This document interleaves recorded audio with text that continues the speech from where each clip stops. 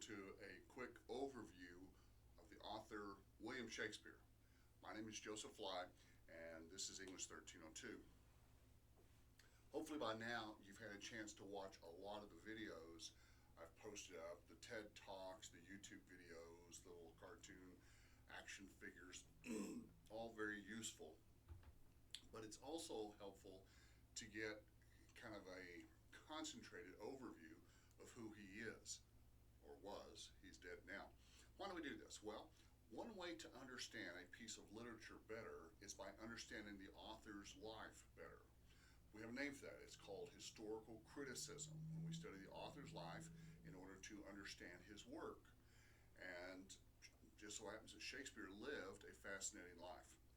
Now, be careful, because a lot of times when professors or instructors or whoever comes out and starts talking about Shakespeare, they'll say, well, he was born April 23rd, 1564, he died April 23rd, 1616, yada, yada, yada. And they state these as though they were historical facts. The truth is, there's a lot we don't know about William Shakespeare. A lot of what people read and will tell you is just guesswork or assumptions. Now, most of it is really good assumptions, but again, there's some things that we just don't know about the man. We assume he was born on April 23rd, 1564, because there's a church record that says he was baptized 3 days after that, and children were often baptized 3 days after their birth. But again, we don't know. He was baptized, and he grew up in a fairly well-to-do house. His father was fairly, not rich, but fairly well off. They could at least afford to pay the council taxes that allowed William Shakespeare to go to primary school, elementary school. And he probably got as far as the 6th or 7th, 8th grade. In school, he would have studied a lot of Latin, Hebrew, Greek, a lot of languages, a lot of history. Probably very little math. Wouldn't have studied literature or grammar as we think of it today, but very well versed in history and the Romance languages. Then we know for sure that he did not go to university. There's no record. Universities tend to keep better records than other places, and there's no record of him attending any university in England. When he was in junior high, his father lost all of his money. Just a huge, huge financial cliff, and Shakespeare had to go to work. Probably became apprenticed either to his father as a glover or to his older brother as a typesettist, printer, or maybe even working in the butcher shop. Again, we don't know. We do know he got married at 18 to a young lady who's 26. She's 8 years older than him, and he got married because she was pregnant. You got to remember, these are the days where if you're seeing a girl pretty regularly and she accidentally gets pregnant, it's not a matter of you should marry this girl, it's a matter of y'all are getting married. So she got pregnant and they got married. Whether she tricked him into it or not, we don't know. A lot of people want to look at the plays and his poems and say, wow, there are not a lot of happy marriages. Maybe Shakespeare's marriage himself was not a happy one. Could be. But he was both a playwright and a poet. He wrote 154 poems, sonnets, mostly as a financial thing. However, he also saw himself as a poet.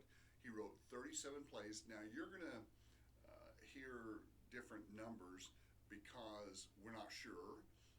We know he wrote 37, could have written 38, may have co-written another one, and so we really don't know for sure, but we're just going to stick with the number 37. He didn't write 3, he didn't write 300, 37.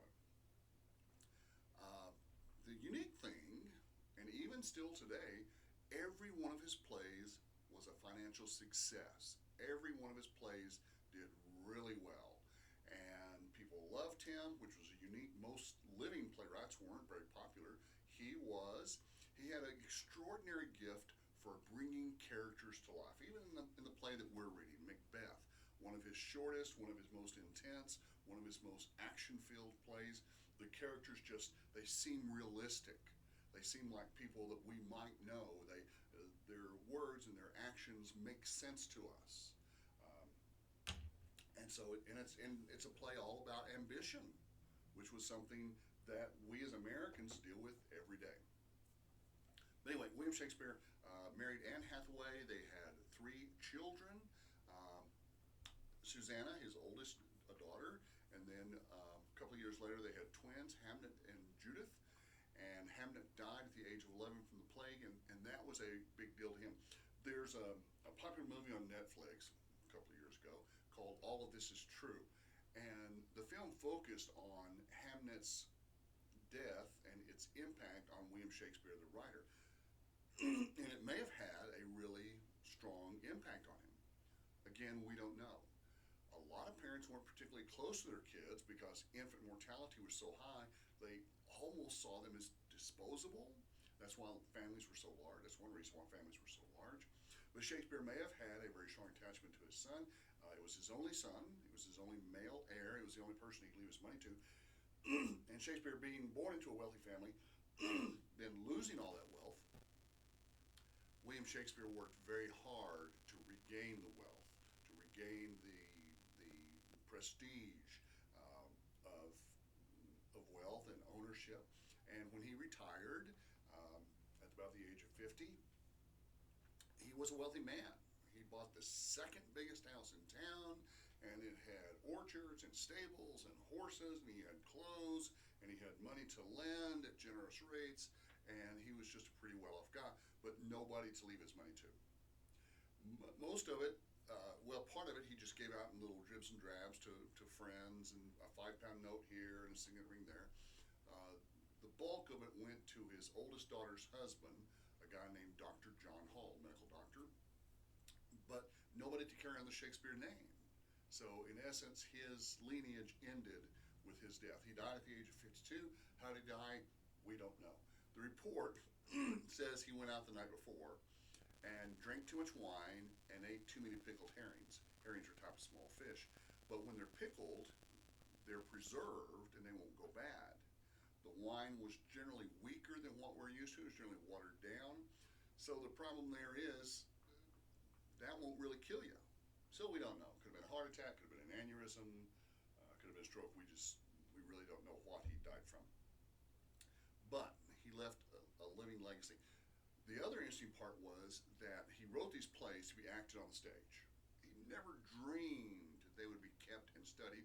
In fact, he threw most of them away. His wife held on to a few. His friends and coworkers, his enemies, kept copies of his plays. But this is before the invention of the printing press, so all these copies are handwritten. Not all of them are very legible. Not all of them are very accurate.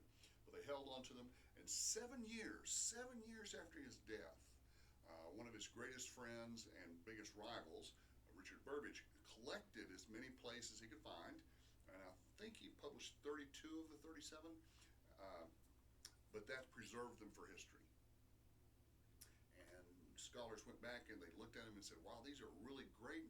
No wonder they're so popular. And so today we study them and we dissect them and we question and we reflect on ourselves, and it helps us to understand ourselves better.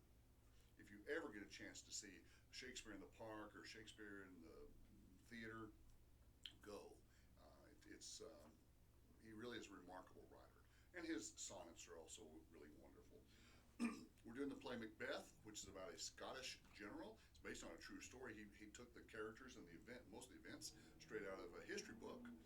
And it's fascinating. I recommend when you read this that you start off with a list of characters. Now, you don't have to have this book.